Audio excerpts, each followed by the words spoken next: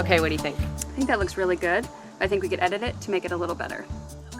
Hey, future innovators. I'm here with my photographer friend, Kelsey. She's showing me how to take great photos. Taking photographs wasn't always this easy. The earliest known photograph was taken in France in the late 1820s. It took several days to develop, and it looked like this. A far cry from how photographs look today. Over the last 200 years, the art of taking photographs has evolved tremendously. From large box cameras, which required the subject of the photograph to stay still for an extended period, to the point of being able to take instantaneous photographs using a mobile device. While these photos look great, have you ever wondered how we can make them look even better?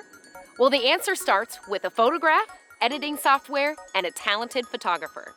In today's lab, you are going to use a photo editing app called Snapseed. With this app, you can edit digital photos and make them more appealing. You'll use the engineering design process to guide your digital photo editing today. This is a step-by-step process that first asks a question. Can you edit a digital photograph to make it look more appealing? In the next step, you explore possible answers to that question as you learn all the tools in Snapseed. Then, you model what that answer looks like as you edit one of your digital photos using the Snapseed tools. After this, you evaluate the answer to determine whether your digital photograph looks more appealing. In the final step, you explain the results that prove your digital photo looks more appealing than before. So to better understand this, I am here with Kelsey Boykley. She is a professional photographer and owner of 831 Photography. So your job title is a photographer, but can you really explain what it is you do? Sure, so basically I book clients, I scout and find locations, I take amazing photographs, and then I edit those and deliver them to the client. So it's more than just taking photos. Definitely. Can you explain to me how you use the engineering design process or your personal process of how you edit photographs? Sure, so my process starts with taking the photos. After I take them, I go home, I upload them to my photo editing software. I take a look at the photos and think how I could make them look better. I bring them into that photo editing software, use all the tools, contrast, exposure, all that to make them look better. I step back and look at the photograph. If it looks good, I move on to the next photo, but if it needs more tweaking, then I adjust more.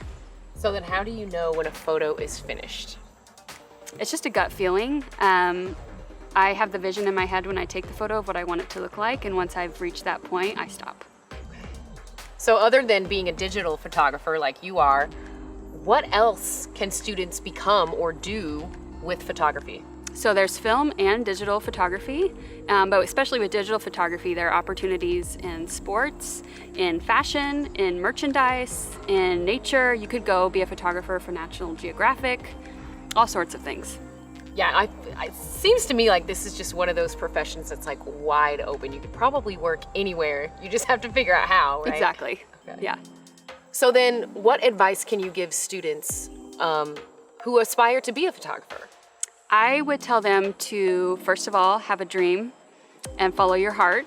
And you have to be really dedicated to be a photographer because it's actually really hard work. But educationally, I would say to take some courses, maybe invest in a workshop, and even maybe look for a mentor. Yeah. So before you leave, can you please show us your editing process on Snapseed? Sure, I'd love to. So when you open up the photo in Snapseed, you'll see that there are a bunch of different looks or filters, and you can click on them and it'll change the look of your photo. So you could do faded glow, or you can do bright. You can even do black and white. There are different kinds of black and whites. But for today's picture, we're not going to use a filter. We're actually just going to use the tools. Okay. So the first thing I do when I look at an image is I notice the exposure. Is it too dark? Is it too bright? So I'll adjust that. So this image is a little dark, so I will go ahead and brighten that up. And you go to Tune Image, and then you just pull it right if you want it brighter, and left if you want it darker. So how do you know is like the right brightness? I look at their skin tone, and if their skin looks really washed out or really bright, then you want to bring the exposure down. But if it looks really dark and shadowy, I would bring it up. So that looks good. Check. And then next I would edit the contrast, which makes it look a little bit, can make the shadows look darker or bring the shadows up. And then the last thing we'll do on this is edit the saturation. So that's has to do everything with the colors. If the colors look too bright, you'll take the saturation down, and if the colors look really dull, you'll bring the saturation up. So this one will bring the saturation down just a little bit. And so once you're done editing, you'll go ahead and click export, and then you will hit save, and then this is when I would send it to my client. Now it's your turn. You can take your own photos on your mobile device, pick one to edit, and make it look more appealing. And as always, have fun.